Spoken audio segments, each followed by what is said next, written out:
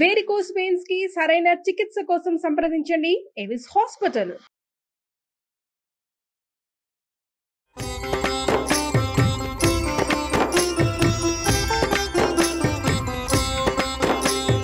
నమస్కారం. విష్ణు పురాణం 17వ భాగంలోకి వచ్చాం.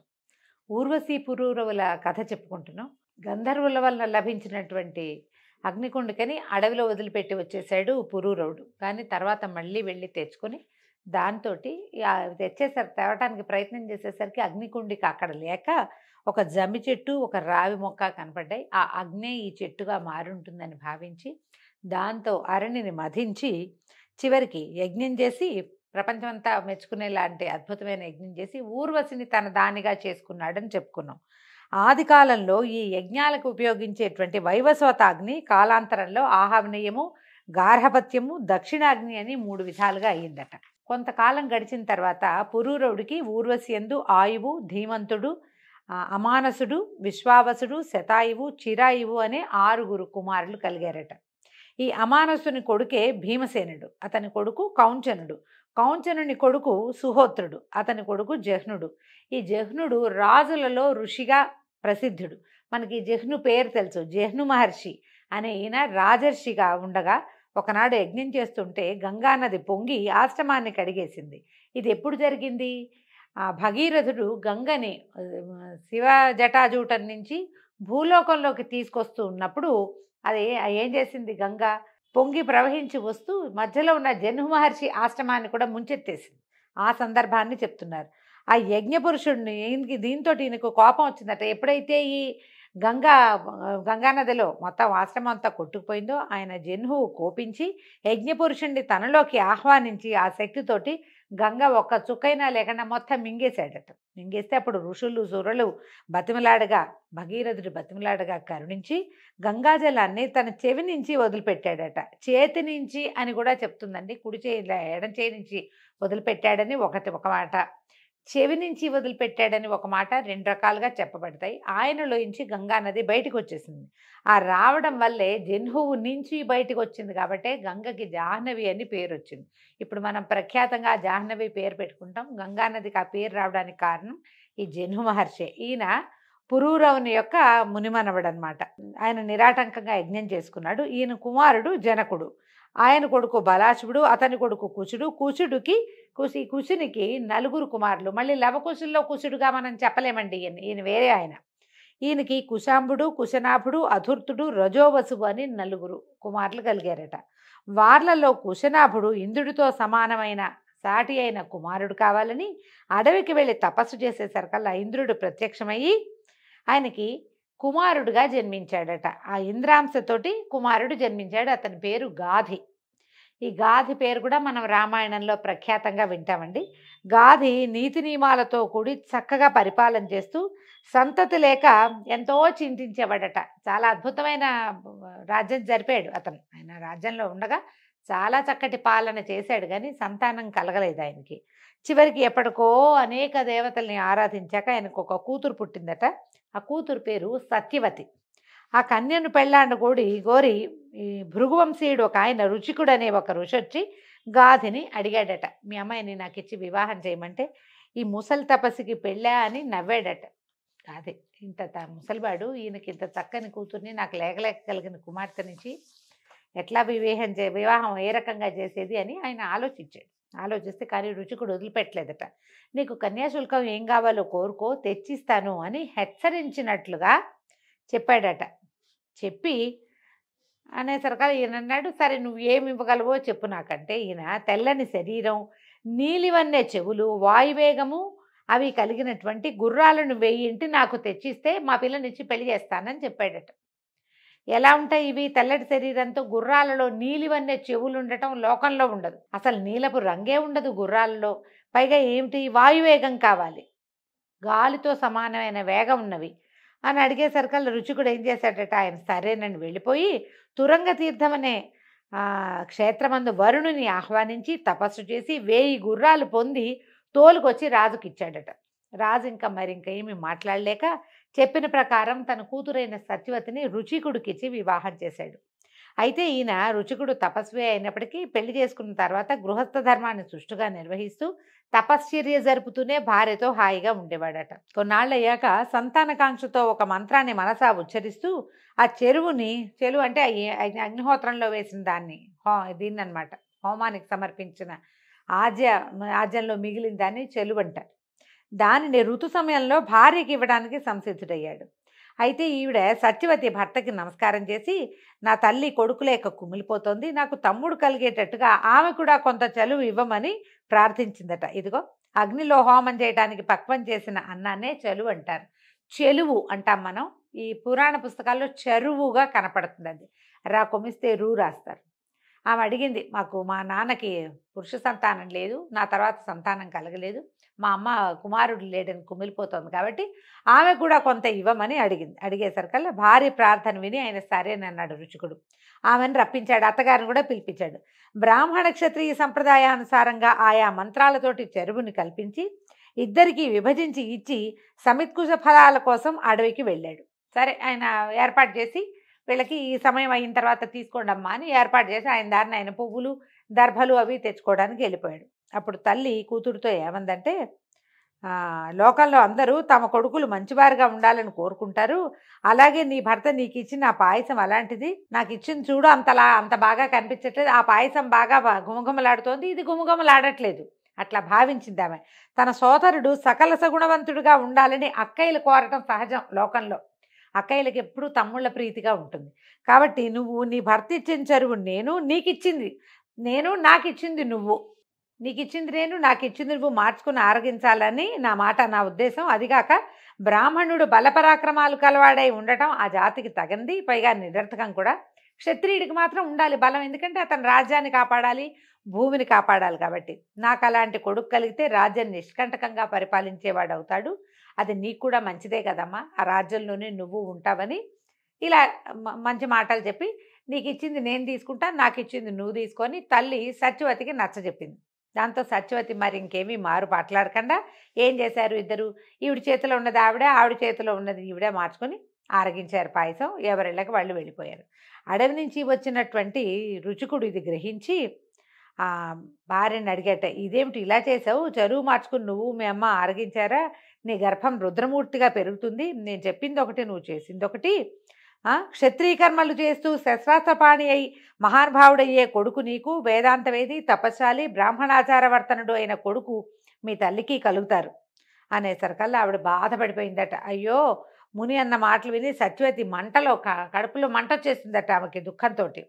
భరించలేక భర్త పాదాల మీద పడి, మహాత్మా తెలిసి తెలియని బుద్ధితో చేసిన తప్పు, మీ మాట దాటి ప్రవర్తించాను, అయితే నన్ను మన్నించండి, నాకు పుట్టే కుమారుడి యందు అట్లా క్షత్రియ గుణాలు ఉండకూడదు, అవి మీ మనవడి యందు ఉండేలాగా అనుగ్రహించండి అని బతిమలాడుకుందట.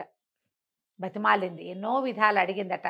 కుమారుడికి వద్దు, మనవడికి ఉంటే కుమారుడు ఏదో హ్యాండిల్ చేసుకుంటాడు, నాకు మాత్రం వద్దని అడిగింది. అడిగేసరికలా ఆయన సరేనన్నట్టు తథాస్తు అన్నాడు. ఆయన తథాస్తు అన్న తర్వాత సత్యవతీదేవికి ఒక కుమారుడు కలిగాడు. ఆ బిడ్డ పేరు జమదగ్ని. ఆమె తల్లి కన్నటువంటి కుమారుడు విశ్వామిత్రుడు. అయితే తర్వాత రుచికుడు తపోవనానికి వెళ్ళిపోయాడు.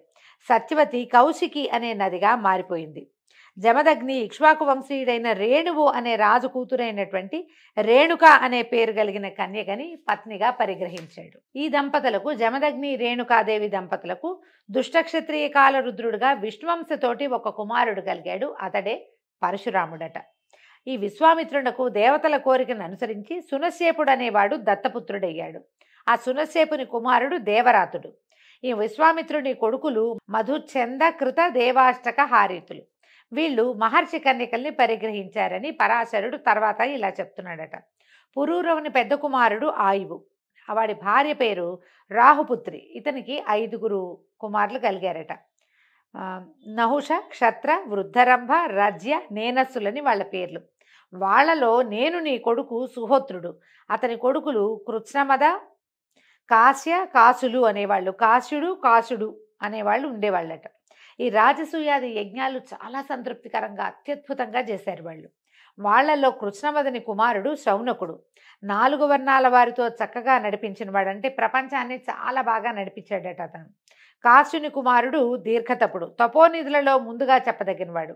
అతని కుమారుడు ధన్వంతరి. ధన్వంతరి కుమారుడు కేతుమంతుడు.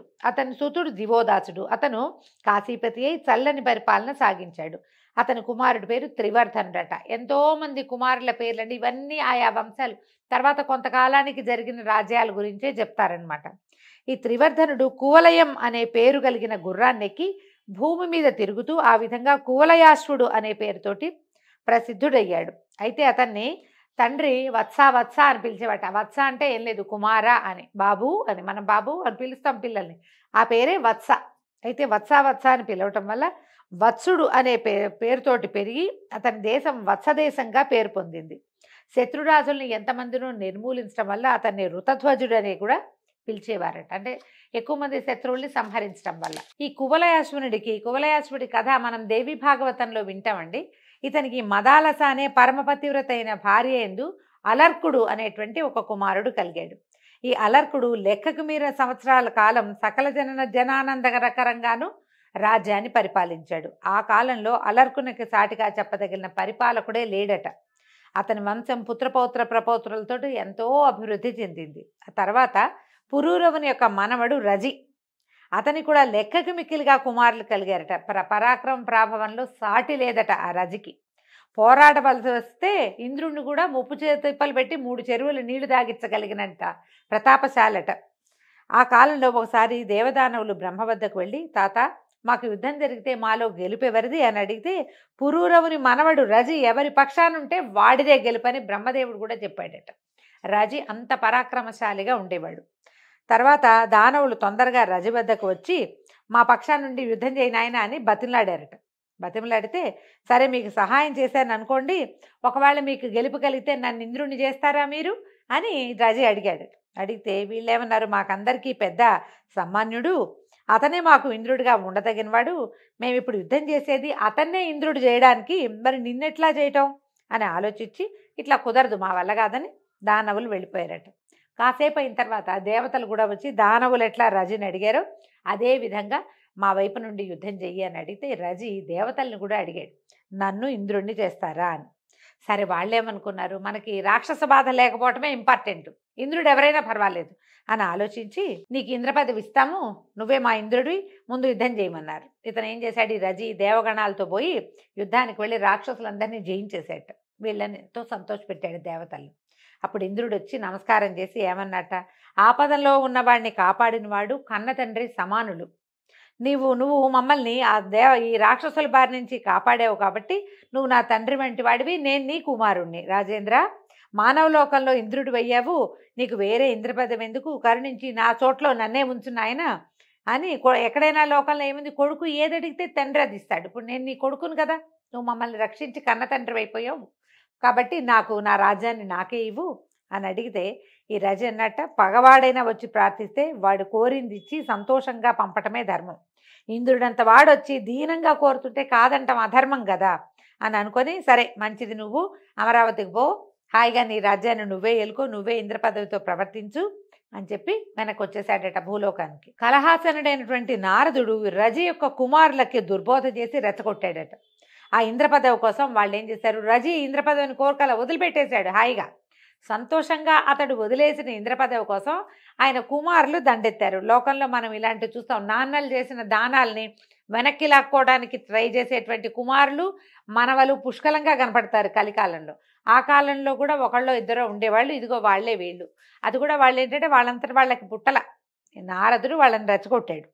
ఇంద్రుడు ఆలోచించి స్వర్గం విడిచి వెళ్ళిపోయాడట. అయితే ఈ రజకుమారులు స్వర్గరాజ్యాన్ని ఆక్రమించుకున్నారు. యజ్ఞభాగాలు దేవతలకు చెందనీయక వాళ్లే ఆకర్షించి పుచ్చుకునేవాళ్ళు, రాజ్యపాలన చేసుకునేవాళ్ళు. అలా కొంతకాలం అయ్యాక ఇంద్రుడు ఒకనాడు ఎవరికంటా పడకుండా దేవగురువైన బృహస్పతి దగ్గరకు వచ్చి ఇట్లా ఆలోచించాడట, గురుదేవ, యజ్ఞభాగంలో నాకు ఇసుమంతైనా అందక గోరు కాయగాచిపోయిందంటే అసలు ఆయన చేతులు ఎండిపోతున్నాయి. నాకు ఈ మారు యజ్ఞానికి వెళ్ళినప్పుడు ఎవ్వరికీ తెలియకుండా కొంచెం పురోడాశం తెచ్చి, అంటే యజ్ఞ హోమంలో వేసేటువంటి ఆజ్యం అన్నమాట, తెచ్చి నాకు ఇవ్వవలసిందిగా ప్రార్థిస్తున్నాను.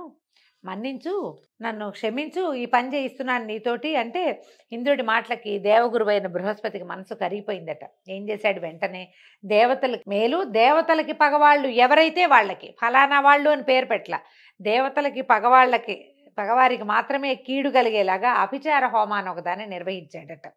దాని ప్రభావంతో రజి యొక్క కుమారులు దుర్వివేకులై యజ్ఞాలు చేయక ఎవరితోనూ చేయనివ్వక వేదాలను వేదక్రియలను ద్వేషిస్తూ బ్రాహ్మణులను నిష్కారణంగా పట్టి పీకలు నూలుతూ ఇలా దుష్ప్రవర్తకులై చివరికి వారిలో వారు పగబట్టి తన్నుకుని చచ్చిపోయారట.